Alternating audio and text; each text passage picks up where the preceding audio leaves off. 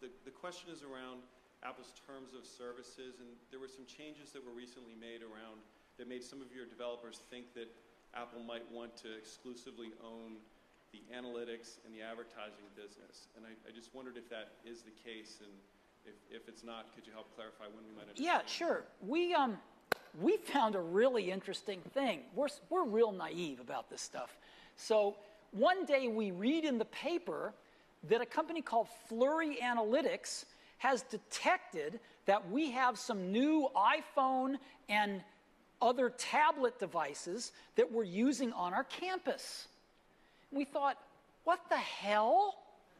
And the way that they detected this was they're getting developers to put their software in their apps, and their software is sending out information about the device and about its geolocation and other things back to Flurry.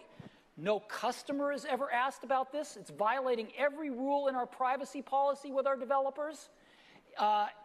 And we went through the roof about this.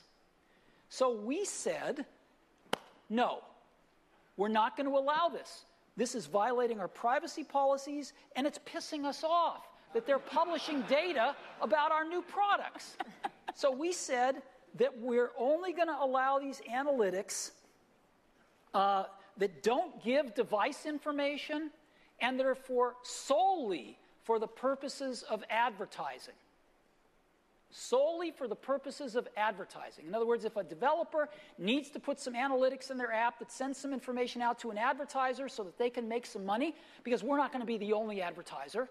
There's others, and we're not banning other advertisers from our platforms. They can do that. But they can't send data out to an analytics firm who's going to sell it to make money and publish it to tell everybody that we have devices in our campus that we don't want people to know about. That we don't need to do. Okay. Is that clear? It is, but there's a valid use for an app developer wanting to know those things for their own, to make their own app better, to know where people use it, to know where it breaks. That they may not have. There's no excuse for them not asking the customer whether it's appropriate to send that personal, private data to an analytics firm, which they were not doing.